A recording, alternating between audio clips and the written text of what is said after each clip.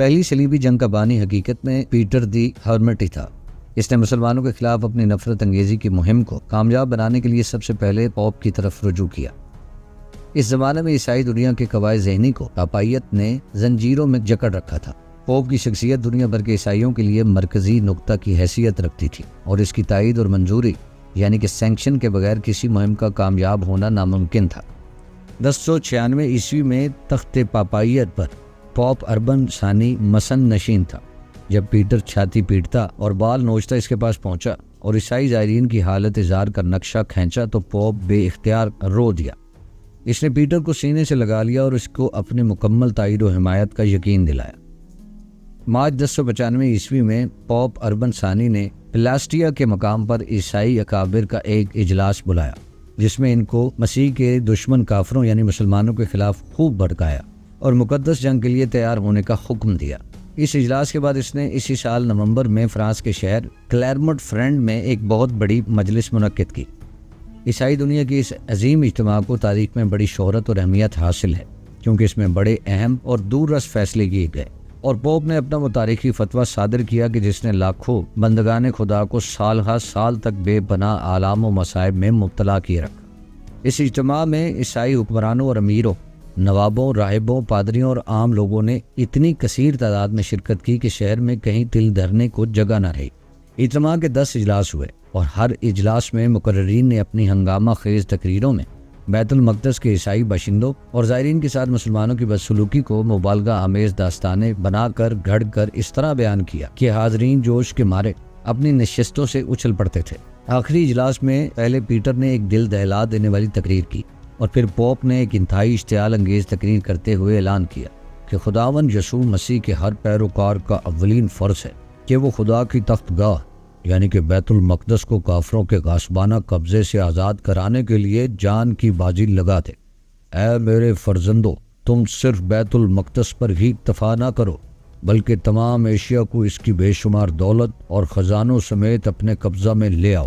یہ سرزمین دودھ اور شہد بہاتی ہے اور خدا کی مرضی یہی ہے کہ یہ تمہارے تصرف میں دے دی جائے۔ اگر تم مسلمانوں پر غالب آ گئے تو تمام مشرقی ممالک تمہاری میراث ہوں گے۔ اگر شکست کھائی تو وہ موت مرو گے کہ جو خداوند یسوع مسیح کو آئی تھی۔ جو شخص اس مقدس جنگ میں شریک ہوگا، میں اس کے اگلے پچھلے سب گناہوں کی معافی کا اعلان کرتا ہوں اور اس کی نجات کی ضمانت لیتا ہوں۔ پھر پوپ نے لوگوں کو ایک صلیب دکھائی اور کہا کہ خداوند یسوع مسیح خود اپنی قبر سے یہ صلیب تمہارے سینوں پر آویزاں کرنے کے لیے نکلا ہے۔ یہی تمہاری فتح کی ضامن ہے۔ مسیح نے تمہاری خاطر جان دی تھی، اب وہ تمہاری جانیں اپنے لیے مانگتا ہے۔ پوپ کی یہ مجنونانہ جوش کی انتہا دیکھ کر لوگوں میں ہیجان برپا ہو گیا۔ وہ دونوں ہاتھوں سے اپنے سینے پیٹنے لگے اور اپنی آو بکا سے آسمان سر پر اٹھا لیا۔ پھر سب کے سب سجدے میں گر گئے اور حلف اٹھایا کہ ہم خدا کی حکم کی تعمیل میں اپنی جانیں قربان کر دیں گے۔ کلرمونٹ کے اجتماع کے فیصلوں کی خبر چند دن کے اندر اندر پورے یورپ کے طول و عرض میں پھیل گئی۔ پوپ کی آواز پر لبیک کہتے ہوئے فرانس، اٹلی، جرمنی اور دوسرے ممالک سے عیسائی مقدس جنگ میں شامل ہونے کے لیے نکل کھڑے ہوئے۔ پوپ کا فتویٰ حاصل کر کے پیٹر دی ہرمٹ نے اپنی فتنہ انگیزی کی مہم اور تیز کر دی اور یہ اسی کے مجنونانہ سرگرمیوں کا نتیجہ تھا کہ کروسیڈروں کا جوش تھمنے میں آتا ہی نہیں تھا۔ پوپ کے فتووں اور پیٹر کے وعظوں کی جادوگری کا اثر ایسا رنگ لایا کہ تارک دنیا راہب بھی اپنی خانقاہوں سے باہر آ گئے۔ تاجروں اور سوداگروں نے اپنا کاروبار سمیٹ دیا، رہزنوں نے اپنی کمین گاہیں چھوڑ دی، کسانوں نے کھیتی باڑی ترک کر دی، جنگجو امراء اور نوابوں نے اپنے باہمی تنازعات کو خیر بات کہہ دیا، عورتوں نے اپنے قیمتی زیورات سامان جنگ خریدنے کے لیے دے دیے، ارباب ثروت نے اپنی موروثی جاگیریں اور جائیدادیں آلات حرب و زد کے عوض دے ڈالے۔ ہر شخص کو ایک ہی دھن تھی کہ وہ کسی نہ کسی طرح سرخ صلیب سینے پر آویزاں کر کے مقدس جنگ کا حصہ بن جائے۔ جو لوگ بڑھاپے یا کسی اور وجہ سے لڑائی میں عملی حصہ لینے کے قابل نہیں تھے، وہ اپنے نوجوان فرزندوں اور عزیزوں کو قسمیں دے کر صلیبی جہاد میں شریک ہونے کے لیے بھیج رہے تھے۔ ادھر کلیسا نے ایسے تمام لوگوں کے کنبوں اور جائیدادوں کی حفاظت کا ذمہ اٹھا لیا جو کروسیڈر بن کر جنگ کا حصہ بنیں گے۔ مشہور مورخ ولیم آف ٹائر اس مجنونانہ جوش کا تجزیہ کرتے ہوئے لکھتا ہے، ہر طرف ایسی افراتفری مچی ہوئی تھی گویا دنیا کا خاتمہ سر پر آ پہنچا ہے اور ہر چیز نیست و نابود ہونے والی ہے۔ تھوڑے ہی عرصے میں پیٹر دی ہرمٹ کے جھنڈے کے نیچے 1.5 لاکھ کے قریب صلیبی تالے آزمات جمع ہو گئے۔ ان کا جوش اگرچہ دیوانگی کی حد تک پہنچا ہوا تھا، لیکن وہ کسی زبردست فوجی نظام میں مربوط نہیں تھے۔ صلیبیوں کا پہلا لشکر اگست 1096 عیسوی میں والٹر دی پینیلیس کی سرکردگی میں ارض مقدس کی طرف روانہ ہوا۔ اس لشکر نے بلغاریہ سے گزرتے ہوئے وہاں کے لوگوں کو اس قدر ستایا کہ وہ ہم مذہبی کا رشتہ بالائے طاق رکھ کر ان نام نہاد صلیب برداروں کے خلاف ہتھیار اٹھانے پر مجبور ہو گئے۔ چنانچہ انہوں نے متحد ہو کر صلیبیوں پر ایک زبردست حملہ کیا اور ان کے ہزاروں آدمی تہتیگ کر ڈالے۔ والٹر اور اس کے چند ساتھیوں نے بڑی مشکل سے بھاگ کر اپنی جانیں بچائیں۔ اس طرح یہ لشکر اپنے کرتوتوں کی بدولت اپنے ہی ہم مذہبوں کے ہاتھوں برباد ہو کر رہ گیا۔ صلیبیوں کا دوسرا لشکر، جس کی تعداد 40,000 کے لگ بھگ تھی، پیٹر دی ہرمٹ کی قیادت میں روانہ ہوا۔ ان لوگوں کو پہلے لشکر کی تباہی کا حال معلوم ہو چکا تھا، تو ان کے غیظ و غضب کی انتہا نہ رہی۔ یہ لوگ بصورت تمام بلغاریہ پہنچے اور جوش انتقام میں وہاں کے باشندوں پر ایسے ہولناک مظالم ڈھائے کہ ارض و شمان لرز اٹھے۔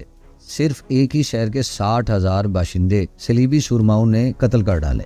ان میں عورتیں، بچے، بوڑھے اور جوان سبھی شامل تھے۔ انہوں نے اپنے ہم مذہب عیسائی عورتوں کی عصمت دری کرنے سے بھی دریغ نہ کیا۔ بلغاریہ کے بعد یہ لوگ ہنگری کو ویران کرتے ہوئے قسطنطنیہ کے قریب جا پہنچے۔ قسطنطنیہ کے رومی بادشاہ الیکسس کو ان لوگوں کی سفاکیوں اور خرمستیوں کا علم ہو چکا تھا۔ وہ نہیں چاہتا تھا کہ یہ لوگ قسطنطنیہ میں داخل ہوں۔ یہی کیسر روم تھا جس نے سب سے پہلے پوپ اور یورپ کی دوسری عیسائی بادشاہوں سے اپیل کی تھی کہ وہ مسیحیت کے ناپاک دشمنوں سے نبرداز معاف ہونے کے لیے اس کی مدد کریں۔ اب وہی کیسر عیسائی سورماؤں کو اپنے مملکت سے باہر نکالنے کا سوچ رہا تھا۔ سب سے بہتر تجویز اس کو یہی سوچی کہ ان لوگوں کو بالا ہی بالا ایشیائی کوچک پہنچا دیں۔ چنانچہ اس نے بہت سے جہازوں اور کشتیوں کا انتظام کیا اور ان لوگوں کو ابنائے باسفورس کے پاس ایشیائی کوچک کے ساحل پر اتروا دیا۔ یہاں صلیبی لشکر کے دو حصے ہو گئے تھے۔ ایک حصہ پیٹر اور والٹر کے ماتحت رہا اور دوسرے حصے کی قیادت اٹلی کے جنگجو سردار رینالڈ نے سنبھالی۔ اس میں زیادہ تعداد جرمنیوں کی تھی۔ رینالڈ صلیبیوں کا پہلا جرنیل تھا جو اپنے جنونی لشکر کے ہمراہ ارض روم ایشیائی کوچک کی اسلامی مملکت میں داخل ہوا۔ ان دنوں اس اسلامی ریاست کا فرمانروا سلطان کلیج ارسلان سلجوقی تھا۔ وہ بڑا باہمت اور غیور انسان تھا۔ اس کا خیال تھا کہ صلیبی اس کے علاقے پر حملہ کرنے کی جرت ہی نہیں کریں گے، لیکن بعد کے واقعات نے اس کا اندازہ غلط ثابت کر دیا۔ صلیبی سب سے پہلے اسی کی مملکت میں داخل ہو گئے اور ایک سرحدی قلعے اگز روگرو پر حملہ کر دیا۔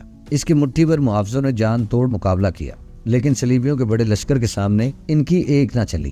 سب ایک ایک کر کے شہید ہو گئے۔ فتح کے نشے میں بدمست صلیبیوں نے اگز روگرو کے قصبے اور اس کے نواحی علاقوں کی شہری آبادی پر بے پناہ مظالم ڈھائے۔ معصوم بچے، عصبت مآب خواتین اور معذور بوڑھے، کوئی بھی ان سورماؤں کی درندگی اور صفاکی سے نہ بچ سکا۔ یہ لوگ دودھ پیتے بچوں کو ماؤں کی گود سے چھین کر ان کی تکہ بوٹی کر دیتے تھے اور کہکے لگاتے تھے۔ نہتے باشندوں کو تہتیگ کرنے کے بعد مکانات اور فصلوں کو آگ لگا دیتے تھے اور مسلمانوں کا گوشت کاٹ کاٹ کر سیخوں پر چڑھاتے تھے۔ فرانسیسی مورخ موچارڈ لکھتا ہے، صلیبیوں کی آنکھوں پر تعصب نے پٹی باندھی تھی۔ انہوں نے صلیب کے جھنڈے کے نیچے ایسے ہولناک جرائم کیے کہ فطرت انسانی ان کا تصور کر کے لرز اٹھتی ہے۔ رینالڈ کے پیچھے پیچھے پیٹر اور والٹر کا لشکر بھی مسلمان آبادیوں پر اسی قسم کے مظالم ڈھا رہا تھا۔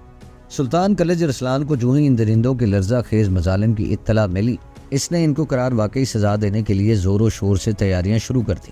جب رینالڈ کا لشکر قتل و غارت کرتا نیکیا کے نواح میں پہنچا تو سلطان 15,000 مجاہدوں کے ساتھ ان پر بجلی کی طرح ٹوٹ کر گرا اور صلیبی لشکر کے پرخچے اڑا دیے۔ صرف چند آدمی زندہ بچے، جن میں ان کا سردار رینالڈ بھی تھا۔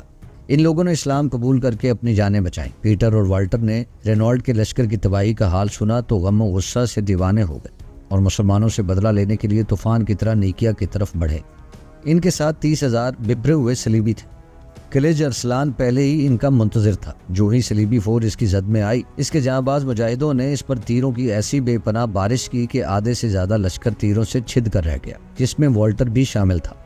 اس کے بعد تکبیر کے نعرے لگاتی ہوئی سلطانی فوج نے صلیبیوں کو اپنی تلواروں پر رکھ لیا اور سارے میدان میں ان کی لاشیں بچھا دی۔ پیٹر دی ہرمٹ اور اس کے 3,000 ساتھیوں کے سوا، جنہوں نے بھاگ کر ایک ساحلی قلعے میں پناہ لی، باقی سب صلیبی مسلمانوں کی تلواروں کا شکار ہو گئے۔ عیسائی مقتولوں کی ہڈیاں اس میدان جنگ میں سال سال تک عبرت کا سامان بنی رہیں۔ اس خوفناک شکست سے پیٹر کا تقدس اور ساری شہرت خاک میں مل گئی۔ اس واقعے کے بعد وہ 20 برس تک زندہ رہا، لیکن صلیبیوں نے اس کی شخصیت کو پھر کبھی پہلے جیسی اہمیت نہ دی تھی۔ صلیبیوں کا تیسرا لشکر، جس کی کمانداری ایک جرمن پادری گورڈیشال کر رہا تھا، وہ قسطنطنیہ کی طرف روانہ ہوا۔ یہ لوگ سخت اخلاق باختہ اور کمینہ صفت تھے۔ جہاں جہاں سے گزرتے لوٹ مار اور قتل و غارت کو اپنی یادگار کے طور پر چھوڑ جاتے، یہاں تک کہ اپنی ہی ہم مذہب عورتوں کو دن دہاڑے اغوا کر کے اپنے کیمپوں میں لے آتے تھے اور ان سے بدکاری کرتے تھے۔ ایسا معلوم ہوتا تھا کہ یروشلم کی بجائے ان کے منتہی مقصود شراب خواری، زناکاری اور ڈاکہ زنی ہے۔ جب یہ شیطان سیرت لوگ ہنگری میں داخل ہوئے تو ان کی بدعمالیاں حد سے تجاوز کر گئی۔ اہل ہنگری ان کو برداشت نہ کر سکے اور یکجان ہو کر ان نام نہاد صلیبیوں کے خلاف اٹھ کھڑے ہوئے۔ بلگریڈ کے نواح میں صلیبی لشکر اور اہل ہنگری کے درمیان خون ریز لڑائی ہوئی، جس میں صلیبیوں کو شکست فاش ہوئی اور میدان جنگ ان کی لاشوں سے پٹ گیا۔ صرف چند آدمی زندہ بچے جو چھپتے چھپاتے اپنے وطن پہنچے اور لوگوں کو اس حادثہ کی اطلاع تھی۔ چوتھا صلیبی لشکر انگلستان، فرانس، فلینڈرز اور لورین سے روانہ ہوا۔ یہ سخت وحشی اور اکھڑ لوگوں پر مشتمل تھا۔ انہوں نے مقدس جہاد کی ابتدا یہودیوں کے قتل عام سے کی۔ کولون، منس اور دوسرے شہروں میں انہوں نے ہزاروں یہودیوں کو نہایت بے دردی سے ہلاک کر دیا اور پھر لوٹ مار مچاتے ہنگری میں داخل ہوئے۔ اہل ہنگری نے پھر متحد ہو کر ان کا مقابلہ کیا اور منسی برگ کے مقام پر ان پر ایسی کاری ضرب لگائی کہ ایک صلیبی بھی زندہ بچ کر نہ جا سکا۔ چوتھے صلیبی لشکر کے خاتمے کے ساتھ ہی صلیبی جنگ کا پہلا دور بھی ختم ہو گیا۔ اس دور میں اہل یورپ کو ہولناک تباہی اور بربادی کے سوا کچھ حاصل نہ ہوا۔ موزیو مچارڈ کے مطابق جنگ کے ابتدائی دور میں 3 لاکھ صلیبی اپنی جانیں گنوا بیٹھے۔ یہ سب لوگ طبقہ عوام سے تھے اور ان میں کسی ملک کا سربراہ یا کوئی رئیس نہیں تھا۔ ناظرین، میں امید کرتا ہوں کہ آپ کو یہ ویڈیو پسند آئی ہوگی۔ ملتے ہیں صلیبی جنگوں کے دوسرے دور۔ تب تک اپنا خیال رکھیے۔ باعث زمان کو اجازت دیجیے۔ اللہ نے کے بعد۔